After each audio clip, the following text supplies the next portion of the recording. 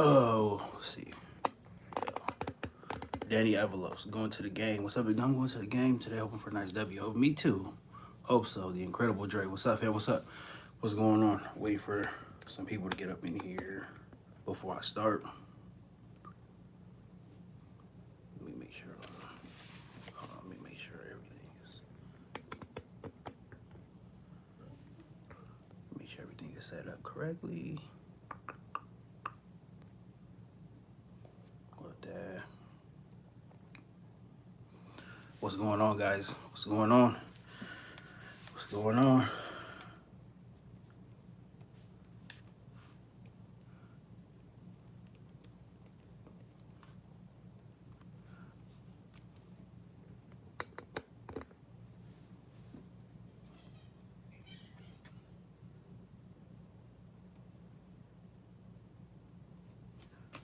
What's up? What's going on, everybody? Glad you're back consistent with this stuff. We need more creators like you. Dooney_3. Thank you. Yeah, man, I appreciate it. I appreciate it. That's what I'm here for. I'm here to bring the realness, and you know, if it's criticism that we need, then I'm here to criticize. If we're here to praise and you know give a lot of love to this team and what they're doing, then I'm here for that as well too. But everything is dependent on what they do. So we got a big Thursday night game tonight. I'm already kind of, I don't want to say expecting the worst, but I mean, if I'm being honest, I am. I'm expecting the worst. I'm hoping for the best, but expecting the worst. This is a short week. This is one of the short week games, the Thursday night games. Um, and I don't know what a team can do. As bad as the Chargers looked on Sunday, I don't know what they could do throughout the week to really improve or get better. At this point, you're just trying to make sure that everybody's healthy going in. You know, playing Sunday, the game ends at about 4 o'clock West Coast time. You're gonna play again on Thursday around the same time. So literally 4 days, 4 days to get healthy, 4 days to put in a game plan. And I'm sure some of the coaching staff, some of the players probably started like some light preparations before this, probably during the week, probably doing double duty during the Colts week. I hope so. I hope that's why they looked the way that they did against the Colts. But ultimately, these games are. This is a huge game for the Chargers, and for them to play this like 4 days later is not ideal. But it is what it is. It's the way the NFL sets the schedule up, and you know they got to go out there and they got to take care of business. Nobody is going to feel sorry for us. I think every team has a Thursday night game, or most teams do. I think they don't start flexing until later in the season. So the vast majority of teams are going to have a Thursday night game. It's our turn. Nobody cares that we're injured. Nobody cares that we are playing, not up to par. Nobody cares about that. They have to go out there. They got to play for one another. Sorry about that. The stream got interrupted. I don't know. That was weird. That was really weird. It's on my phone, so maybe that's what it is. But wow. Okay. Well, I'm back. I see you guys are still there. Thank you. This similar thing happened last year when we got dragged by the Bucks, then beat the Broncos. Yeah, yeah. That's exactly what happened last year. Yeah, I remember that Bucks game. That was a game where they just nothing really went right, and Baker was on fire that game. Even last year, like the way that the Bucks looked against the Chargers, I knew coming into this year that they were, if they stayed healthy, relatively healthy, I knew that they could be a really good team. And turns out that they are. They just lost Mike Evans for the season, so their other guys are gonna have to step up. But they look like a good team, and they showed it. They showed it against us. But man, the Chargers, they got to come out and take care of business. Could I could, like most people, I could bring up all the stats and what the Chargers are defensively, offensively, where they rank, where, certain units rank. Is this the best offensive line, worst offensive line, defensively, rankings, and all that stuff? There's a time and the place for that. I don't think it's tonight. Tonight, it's just win. It's just win. Do what you have to do to win, because this is going to be a very tough game. The Vikings do everything well, everything at above average level, except for quarterback right now. And even that, like Carson Wentz, he's not playing the best, but he can win games. He can win games. He's got all the experience in the world. There's no spot that's really too big for him. He's a guy. He's known for turning the ball over, which I hope that he'll do tonight. But even like his turnovers are built into how they play and how they operate. He turned the ball over 2 times this last week against the Eagles, and it was like 2 consecutive plays. He threw one interception, one play, I think it was a pick six, and then came out the next drive and threw another interception. And for as bad as that was, that little stretch, like he played pretty well. Like after that, like he was able to find Justin Jefferson. The offensive line gave him some time. He was able to find Jefferson, Addison. They had a touchdown called back, T.J. Hawkinson. If that touchdown doesn't get called back, and if not Hurts. If Wentz limits the interception, if it's not 2 interceptions and just one, that's a much more interesting game than it turned out to be. That's a much more interesting game.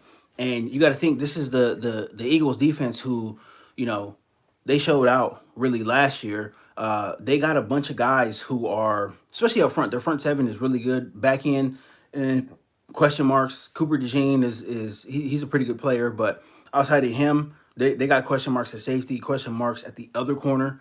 They've been going back and forth between Dory Jackson and Ringo, and they have question marks. The Eagles have question marks in the secondary.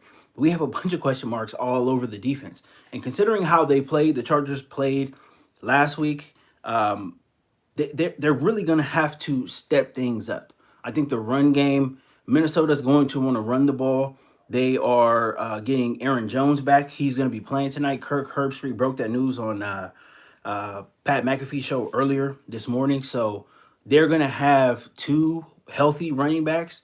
Jordan Mason has been playing well in his absence. So they're going to run the ball, I think, like crazy. They're going to want to protect Wentz. And if they're able to do that, then, you know, it could be a long day for us. It could be a long day for our defense, considering the Chargers have not been playing the run well. This has been Staley era run defense like the past 3 to 4 games.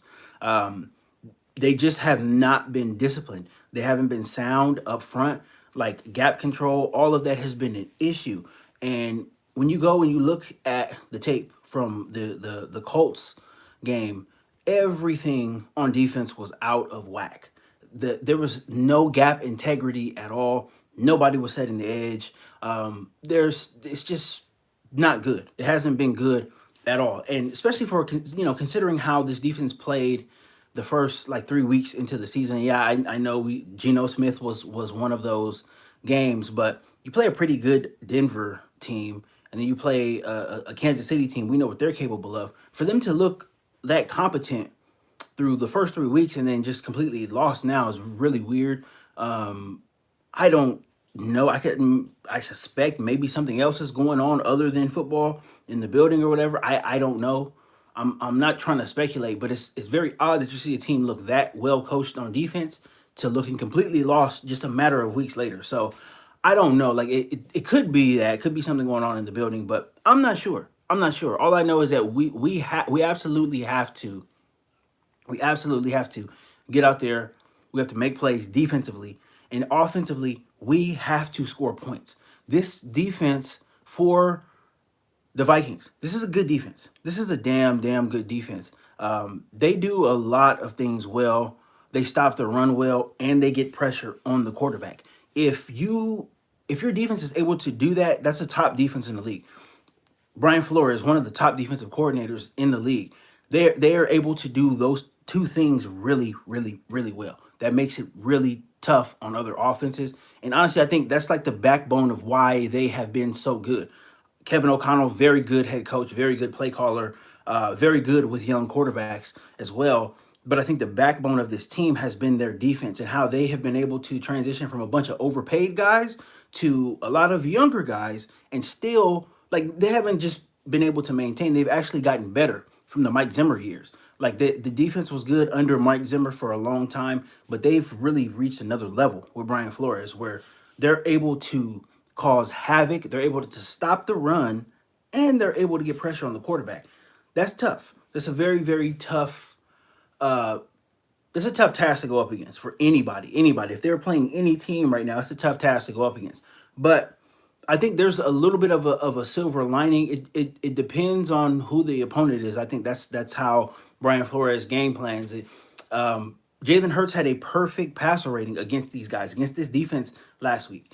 Now, a lot goes into it, right? His offensive line obviously is better. His weapons are better than what the Chargers have. But if they can just kind of, again, just kind of create, like trying to mimic some of that stuff that happened last week, if they're able to do it even just a little bit, they're going to be able to hit some big plays because the Vikings like to blitz. They love to blitz. Their cornerbacks one-on-ones all the time. And with Gatson showing what he's able to do now, the middle of the field is a real threat. So getting McConkey out on the edge, getting Keenan Allen out on the edge. Trey Harris, I want to see more of Trey Harris. He looked really good. He's been looking really good these past few weeks. I want to see more of him. They're able to get down the field, push the ball down the field just a little bit. You know, I know that they've kind of worked short to intermediate most of the year, but I want to see them push the ball down the field a little bit more. I think those plays are going to be there, considering how much they like to blitz. Brian Flores is just not going to sit back and play zone. He's not Jesse Minter. He's the opposite. He's going to bring pressure. He's going to bring linebackers. He's going to bring safeties, and even dime, nickel, and all that stuff. He's going to bring some of the DBs as well too. So these guys, they're going to have one-on-ones. These open zones, like when it comes to blitzes on third down, maybe even like some second and longs or whatever, like they're going to be open. There's going to be an avenue for the Chargers to hit some big plays, but none of that happens until they actually block what's up front. They got to block what's in front of them. Zion Johnson has to play better. Bradley Bozeman, I think like he has to play better, but in my opinion, he's a lost cause. Like he's going to put out bad tape every single game. It doesn't matter. Can the game plan overcome what you're going to get from Bozeman and Zion Johnson and some of these other? Can the game plan overcome that? I don't know. I have no idea. Joe Alt says he plans to be back tonight. He hasn't been activated yet, to my knowledge. I think it'll probably be closer to game time, but he said he plans to play, so that's a good thing. We'll have our left tackle back.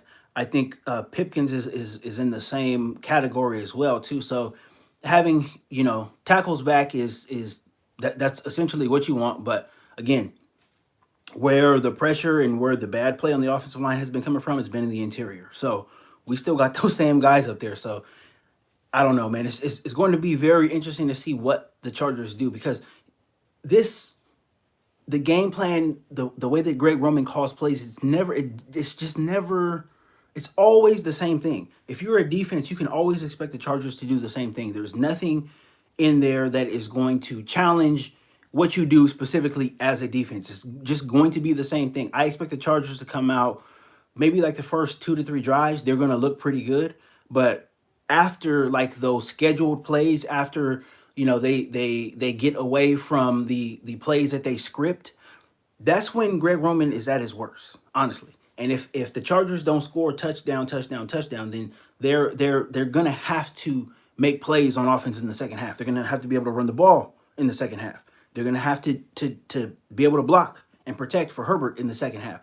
Those have all been things that they have struggled with all season long. They struggle with it all season long, and there's no indication that they won't struggle with it tonight. So I really, really, really want to see how they make adjustments, because we know the pressure is going to come. The pressure is going to come. I don't want to see the linemen sit around and on the bench and act like they are confused and all of this stuff. We as fans, we know, watching this Vikings defense over the past couple of years, they are going to pressure. They're bringing everybody. If I know it, if you guys know it, come on. The Chargers should know this. The offensive line should know this. I do not want to see anybody looking like they're confused. We know what's going to happen. They have to be very quick, very deliberate. A lot of 3-step drops tonight, maybe a lot of 5-step. I don't want to see a whole lot of stuff, 7-step drops with these really long, drawn out play action plays when you're not able to get the run game going. All this pressure back on Herbert. He's got to throw the ball away, whatever. This is the most I've seen him be called for intentional grounding too. That's not something that he normally does, but it's happened what 2 or 3 times already this year. So they can't be surprised. They can't be surprised. It can't just be the same thing. You have to prepare. You know the pressure is going to come. You have to pressure friendly plays is what you should be calling. Even the run game, some draws, a lot of draws, maybe some screens, maybe some stuff to take pressure off of the linemen, especially the guys in the interior. Get the ball out quick, get it to your playmakers, get down the field. Like the game plan shouldn't be that complicated tonight. We know what these guys are going to do. We know what they're going to do. They're going to pressure. They're going to play games up front. Jonathan Grenard is he's an underrated pass rusher in my opinion. He's very good though. Very, very good. He dominates. Normally when he loops inside, and I was, just watching some Vikings tape from not just this season but last season. When he loops inside, he's so quick. He's able to get around guards and centers. If they're not set to actually block him, if they're off balance even a little bit, he's going to get past you. And like that's one of the issues that we have. So that's something that I'm a little bit worried about. But like again, we know what these guys are going to do. There's really no unknown with the Vikings. They do what they do. So hey, it is what it is. It is what it is. You think the season will likely be over if we lose this game? It will be hard to climb back from back-to-back losses. I don't think the season is over, but you can pretty much the division. You can pretty much take that away. We've given that up pretty much already. We get to 4 losses. That's 4 losses that we have. Kansas City's at 3, Denver's at 3. So the ball is going to be in their court. They keep winning, we have no chance. So we've effectively given that up already, even though like we're all at 3 losses, even though we have tiebreakers over them. But we lose tonight.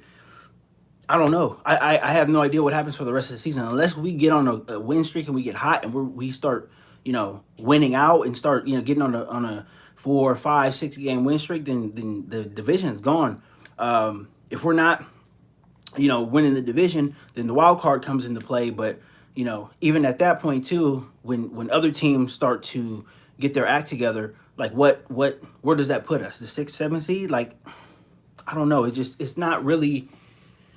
Losing tonight is not ideal for successful to even hope to make the playoffs and to be successful and to win a game.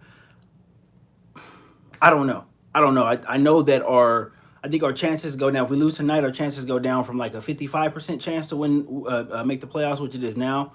It goes down to like 42 or 43 or something like that. So every loss you get, your chances go down, and especially considering we got another division game against Kansas City, another division game against Denver. Like it's going to boil down to those probably more than likely. I think Denver is our last game of the season. So if we continue to lose, Denver continues to win, it might end up being the last game of the season, which will determine if we get into the playoffs or not. But again, I don't like those chances. I don't want to be there. We started off 3-0.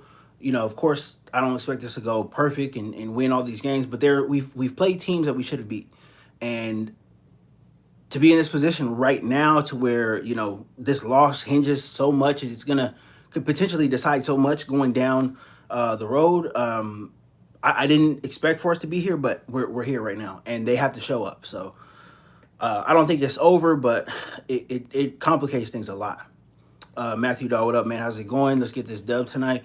I hope so. Like I said, I'm preparing for the worst, but I'm hoping for the best. Top Flight, what's up, brother? What's going on, man? What's up? Yeah, man, this I don't know. This team is 3-0 with Joe Alt. We'll see if things change. We'll see.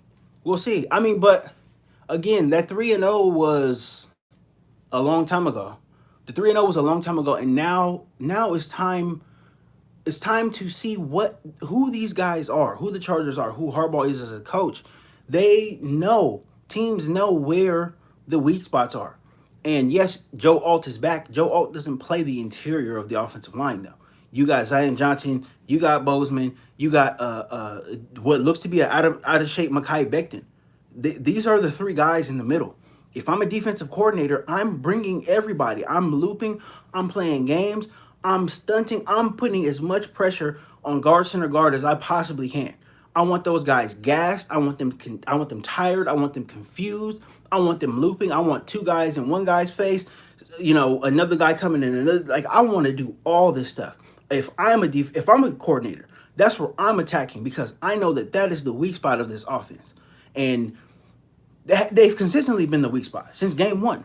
Consistently, most of the pressure has happened. Most of the pressure comes up from those guys. We seen Bozeman. We seen his tape from last week. I don't know if anybody see his tape, but I know for sure you guys saw the screenshots that were posted of him completely out of position. And the funny thing I kept seeing on Twitter or X, whatever, all Sunday long after the game was like, oh, we're down to the 6 and 7 tackles, down to the 6 and 7 tackles. People were parroting what JJ Watt was saying on the broadcast.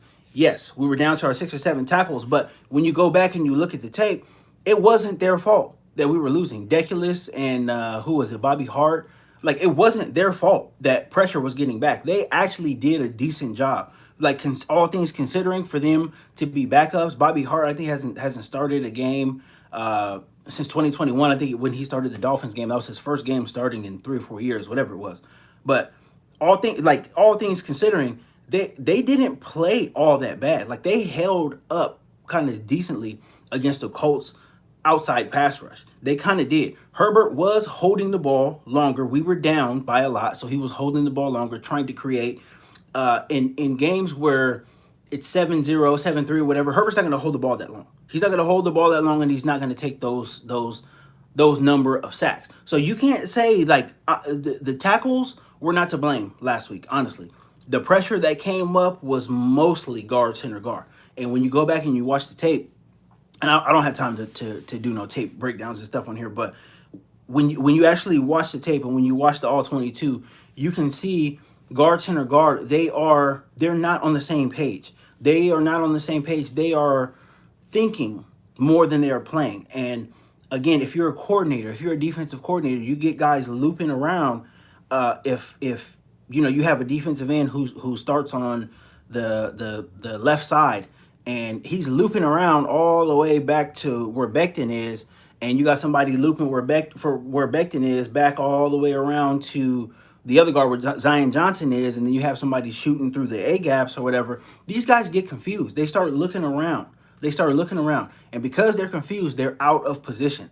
And when they do engage, they are they're not in a position to actually stop anybody or to actually block anybody. They're all off balance. And guys who pass rush in this league, their pass rushing moves are just so like everybody, even like a middle of the road, middle pack pass rusher has excellent pass rush moves. And if you get on a guard who is not as agile as a tackle is and a guy that can't move his feet, and you start with these moves and they're out of position, you're gonna get past. You're gonna get past them. It is what it is. Like, these guys are just not.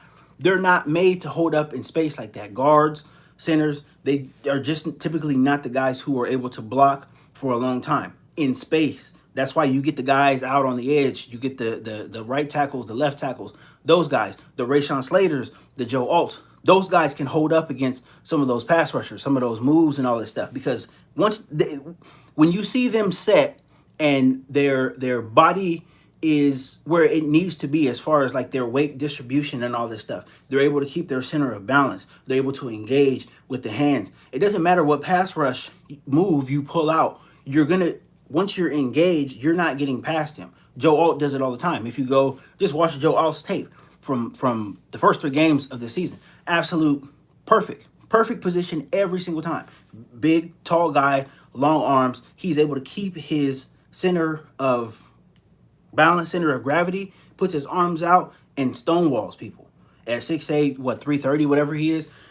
It's really impressive. It's impressive to watch, and it's teaching tape. If I was teaching offensive line, put this on.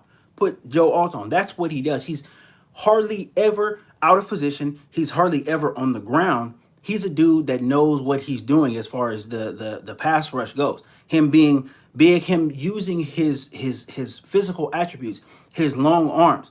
That really stops guys right there. And his long arms. And if you're able to move, you got long arms like Joe Alt, and you're able to move side to side, like this, there's nothing. The guy can't do this, can't do that, because you're going to stay connected to him the whole entire time. That's what the tackles do on the outside. The interior guys don't do that very well, especially our interior guys. They don't do it very well. So again, I'm a little bit worried about it. A little bit worried about it. Hold on, me. I have to kick this thing off. All right. I'm a little bit worried about what they're going to do tonight. I'm worried about how they are going to try to neutralize what Brian Flores has for them, because they're going to get some pressure. They're going to get some pressure. Now, is it pressure where they can kind of handle it, where Justin Herbert can see it, he can see it coming, and he can decide whether he's going to bail, get rid of the ball, or stand in there, take the shot, and deliver a pass? Hopefully it's that type of pressure. But when it's the looping around and it's the crazy and confused type of pressure, when guys are looking back and all this stuff and don't know what's going on, that's when Herbert gets killed back there. All pressure is not created the same. And Flores tends to bring that type of pressure where everybody is a little bit confused, frustrated, and they're looking around like, oh man, I thought you had him. I thought you had him. Like, he kind of brings that. So hopefully the Chargers are able to identify it and actually do something about it. Because identifying it is one thing. Herbert identifies it most of the time, but these guys don't actually hold up and make the blocks that they need to make in order to execute some of these plays. So knowing that, I don't know. Hopefully the game plan includes some help. Hopefully we got six. Hopefully we had seven-man protections. Hopefully we're sliding a little bit, right? We're sliding towards the strong side. Hopefully we're able to do those things. Those are things that we can kind of help out a little bit. This offense too, the scheme is just not set up for these guys to go out there and make these blocks. A Shanahan scheme would work perfect for us right now. Zone blocking on not just passes, but some of the levels throws, like some of the West Coast offense stuff, that would work perfect for us right now. Just because guys are not able to, you're not able to go out there and engage with these guys one-on-one. We've seen it. We've seen enough of it. I don't think anything's going to change, but I hope it does. I really do. I hope it does. Then he said, yeah, I thought you had him. That's exactly what, and that's what was going on last week too with the Colts, and they weren't even doing anything like exotic. Lou Anarumo, he doesn't really do like too much like up front. Like, it's not really that complicated. Like, it's not exotic. Like, you look at them, like they're kind of played straight up. They'll disguise pressure every now and then, like normally on like a third down. But when you see like a Lou Anarumo defense, they just try to play sound. They try to play sound. They try to get turnovers. Like, there's not they don't do a whole lot of like looping and a whole lot of crazy stuff. They don't do it. They pull it out every now and then, but they don't manufacture a whole lot of pressure just from their front four. And we seen that last week. Like, Herbert did have more time because that defensive line, and just like I said, that was one of the things I was right about last week. I wasn't right about everything else, but one of the things I was right about last week is that they don't really create all that much pressure. Outside of DeForest Buckner, there wasn't a guy that you can name who was consistently getting to Herbert. Like, some guys were getting off blocks or whatever, but it wasn't just like, okay, this guy is really good, he's getting to Herbert every single time. It wasn't that. This is a completely different defense now. Like, we're facing a guy who creates pressure. That's what he does. Brian Flores creates pressure. He's known for that, and he has stopped a lot of good quarterbacks in his career as a defensive coordinator. He game plans really well, and he does, like, his defense is tailored to the strength of the quarterback. So knowing that Herbert gets a lot of passes batted down, I'm sure that's something that they went over this week. I'm sure that they're trying to, let's get into the passing lanes, let's get our hands up, let's do all this stuff. Because if they're not able to get to him, batting the pass down could stop a touchdown, right? Could stop a big play. That's a play that could be worth points, like literal points on the scoreboard. So this is a different beast. This is a different beast. I hope that they are able to get things going early, though. If they're able to score first, if they're able to score a touchdown first, that's going to put them in a position to have them on schedule. We don't want to get off schedule. When we get off schedule, that's when things really, really, really go bad.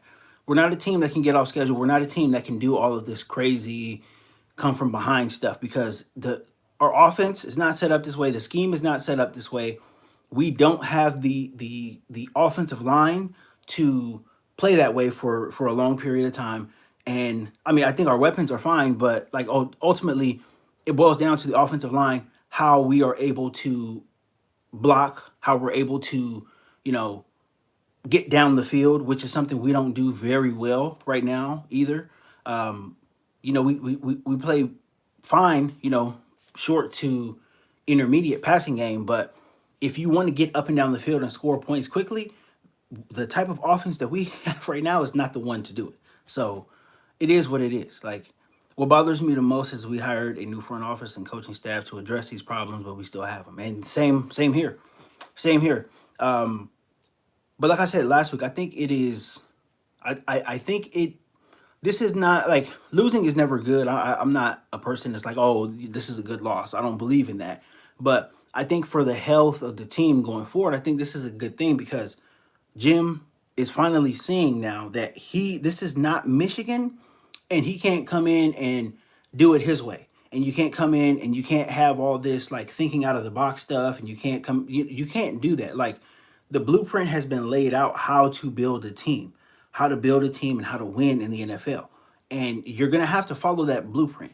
If you think you can get a bunch of scrubs and you can coach them up to, a level where they're going to play above average, it just doesn't happen. It doesn't happen. That's why guys switch teams from year to year. That's why you have a bunch of guys who have been journeymen and all this stuff, right? These maybe a guy can fit in somewhere for a year, but if he, if if he's not a long term answer, then the team moves on from him. Like there's a bunch of journeymen in the league, and I'm not saying that they're bad players or anything, but if they could be coached out of that and into like a more of a, I don't want to say like a star, but more of like a consistent, super consistent player you can count on week in and week out over the course of years, then there would be a lot of coaches doing that right now. But I feel like he thinks that he can coach these guys up to the point to where they are, guys who can really be counted on, and it's just not going to happen. Like with the Bradley Bozeman thing, like they obviously feel that about him,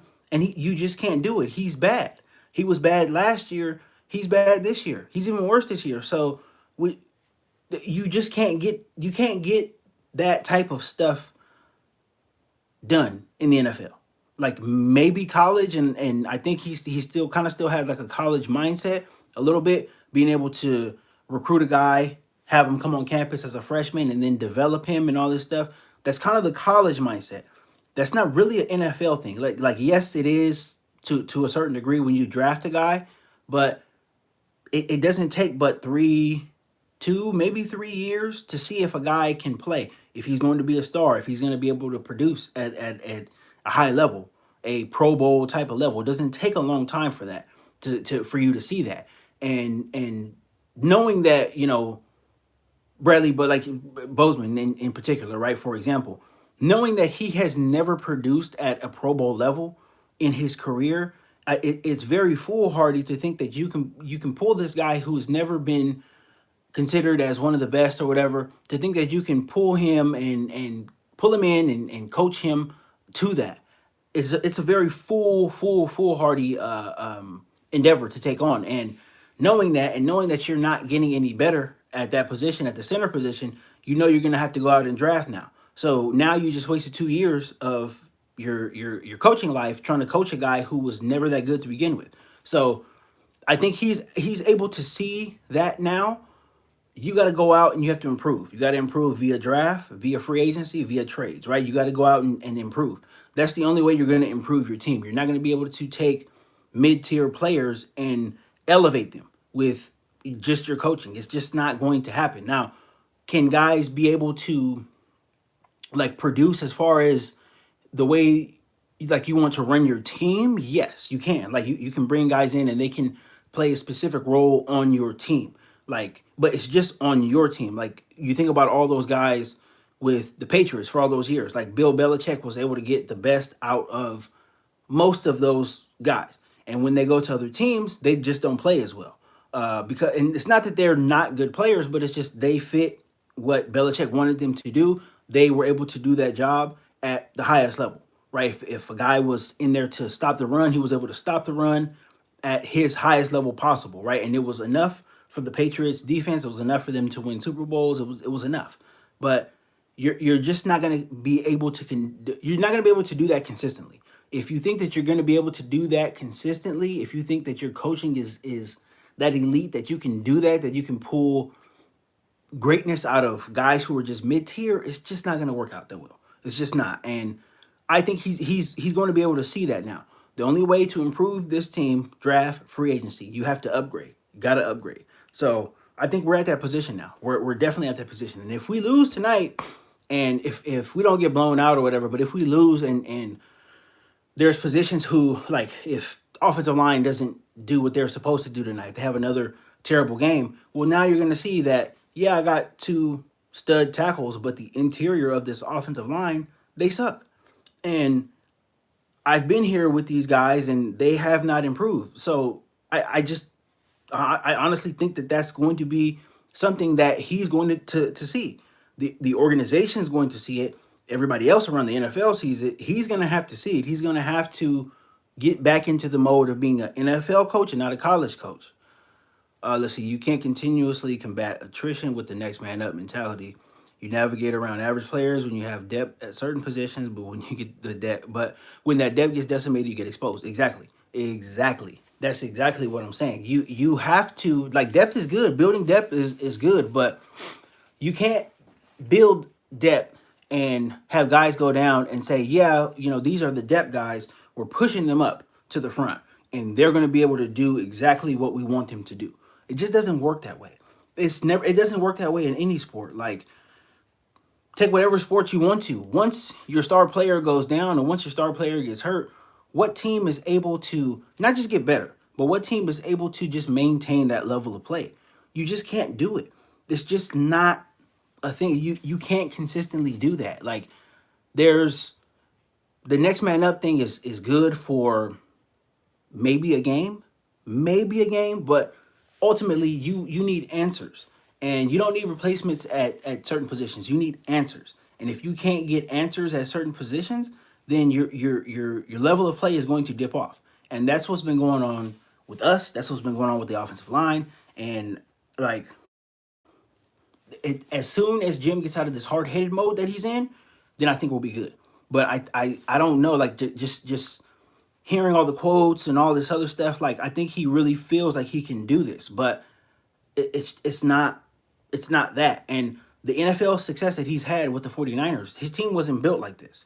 It wasn't like that. They had a bunch of dogs. They were ready to go. Defense, he got there. That was the best defense in the league when he got there. Him and Vic Fangio, it was the best defense in the league. They went from not making the playoffs to being the best defense, number one defense in the league, like that, because they had guys. They had studs all the way around. They acquired a bunch of draft picks. They got a bunch of guys who were ready to go. They were bad for a long time, so they were able to draft a bunch of great players over the span of 5 years or whatever. They were able to draft guys, multiple guys in drafts, 2 to 3 guys at least a draft, and then you have a team where you got Patrick Willis, Navarro Bowman, Alden Smith, prime Alden Smith, because he was prime when he came out of college. He was ready to play right away. Justin Smith. You got big hitters back when you can hit big back in the defensive backfield at safety. Dante Whitner, Deshaun Goldson. Then you had Carlos Rogers. What was it? Terrell Brown. I remember he came out of Texas. He was a pretty good corner. They had guys all the way around, Then on offense, you have dogs up front. You got nasty offensive linemen up front. You got one of the best running backs to ever play, in Frank Gore in your backfield. Like, that team was ready to go. They were ready to go. They were just competent quarterback play away. And they got it from Alex Smith and Colin Kaepernick. So that team was ready to go. They didn't really have these holes. They weren't dealing with these issues, these depth issues like we're dealing with. They didn't have any of that. They were ready to go. And they had an actual fullback, too. I think that's something I forgot to speak on that last time. They had an actual fullback. I don't know if anybody remembers Bruce Miller, number 49. He's never going to make the Hall of Fame or anything like that, but he was a real legitimate West Coast offense fullback, a guy who can get in there, do the dirty work, and can also catch the ball out of the backfield. Somebody you can give it to on 4th and 1. Legitimate actual fullback, not a 6th-round draft pick who was, a so-so defensive lineman in college that is converted to a fullback right now. That's another thing that pisses me off. This Greg Roman thing converting big, unproductive defensive linemen into fullbacks. Really, I hate it. I completely hate it. Every time Matlock is in the game, I'm just like, it just, none of this works. None of this works. We're putting square pegs in circular holes right now, offensively.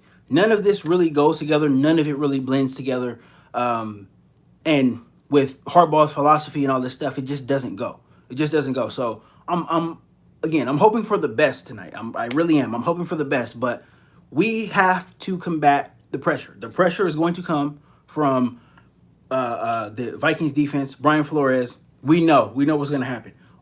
Defensively, we know what they're going to do too. They're probably going to run the ball a lot.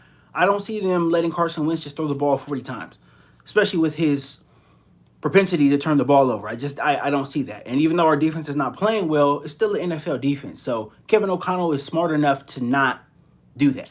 We're going to get a heavy dose of the run, probably going to get a heavy dose of TJ Hawkinson tight end as well too. But they got game breakers on the outside, Justin Jefferson, obviously Addison. Those guys, one-on-ones, they can beat anybody. They can take it to the house, big plays. So it's going to be a challenge. It really is going to be a challenge. I seen somebody ask me earlier what I think the final score is going to be. I don't know, man. I really don't know. Like, I put my foot in my mouth last week. I thought we were going to get the win. I thought we were going to get the win, but I put my foot in my mouth. So I don't know. I don't want to say that we are going to win, but I do, like, because it's a short week and because you're able to purge that bad loss out so quick, you're not dwelling on it too much. It wasn't going into a bye week or whatever. They lost and we had to put that thing away right away. We had to put it away, move on to the Vikings. So them being able to move on from it so quick and get refocused, I like that. I like that they are able to do that. I think this Thursday night game is at the right time. So I don't know. I don't know what the final score is. I'll just say we win. I think we win, and I think we win off of a Dicker last-minute field goal. Score, I don't know. I would say maybe 23-20, 20-17, something like that. I think we win on a last-minute field goal, though. I think we're able to do enough up front, Joe Alt being back, especially in the run game. If you're not going to run well, run behind him. Get the ball, run behind him. You're going to pick up at least a few yards getting behind a big body like that. So I think there's a little something there with that. But yeah, I think we win off of a last-second field goal, walk-off field goal. And if I'm wrong, I'm wrong. But I think we win. I think we win, and I think we escape and go into one of these mini bye weeks with a win. Honestly.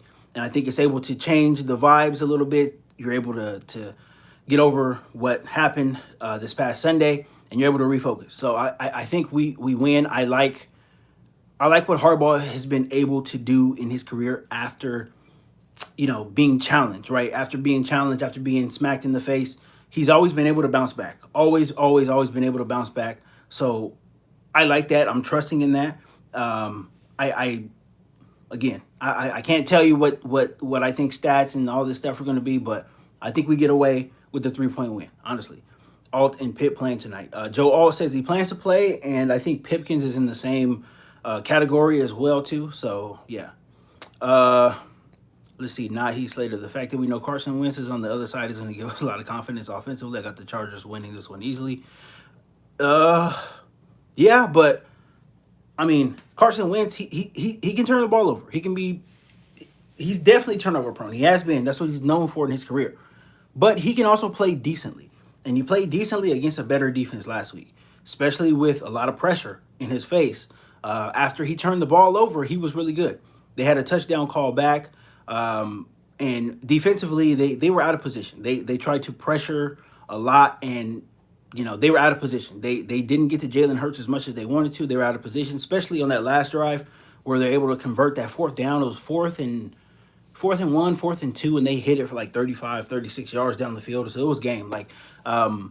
So yeah, I think they were out of position last week. I don't think that their defense is going to be out of position last week. I think the defense is going to play better. But yeah, ultimately, I don't think Carson Wentz is enough for them to get it done.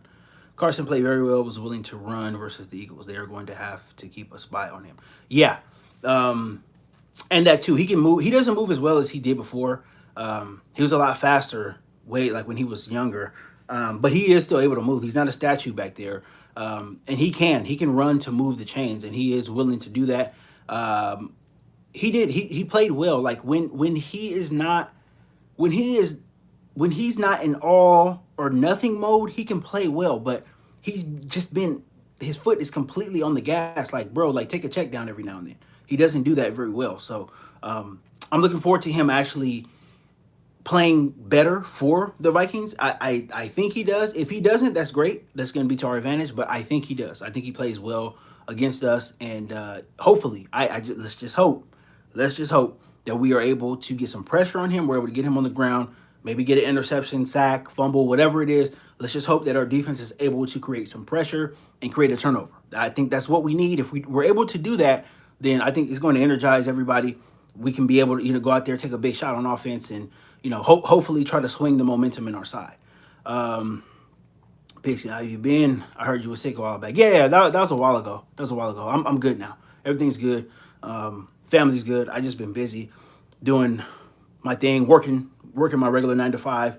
Also business wise as well too. Dedicating a lot of time to my business outside of here. So now that I'm in a good position, I'm able to come back on here and dedicate more time to it. So, but that's my breakdown for the game tonight. Hope everybody enjoys it. I'll be back as soon as the game is over, no matter what happens. We win, lose. Like I said, I think we win by 3, but I've been wrong before. I'm not afraid of being wrong either, but we'll see what happens. We'll see what happens. Let's just see if we are able to bounce back, if we're able to get the win, and if we're not able to embarrass ourselves wearing these beautiful, beautiful, beautiful throwback jerseys. When I became a Charger fan, it was the year 2003 when I became a Charger fan. So hopefully, let's hope that we're able to do these jerseys some justice. The same ones Junior Seau, Rodney Harrison, Phillip Rivers, all these guys have worn. Let's do these jerseys some justice because the field is looking right. The jersey's looking right. I was against buying any more Charger merchandise, but I'm going to have to spend some money on one of these jerseys. I'm going to have to. I've been seeing them on social media. I've been trying to ignore it, but I can't ignore it anymore. They look so damn beautiful. I'm going to have to get me one. So I hope everybody enjoys the game. I will be back on here right after the game. I'm going to be tweeting during the game as well too. So everybody go to X, pigskin underscore is it underscore pigskin addicts? Pigskin addicts on X. You'll see me. You'll see it's the same profile picture that's on here on YouTube. So I'll be tweeting during the game, and yeah, man. Hopefully everybody enjoys the game, and let's bolt up. Let's meet back here in about 6.5 hours. Okay. So yeah, appreciate you guys, and I'm out of here.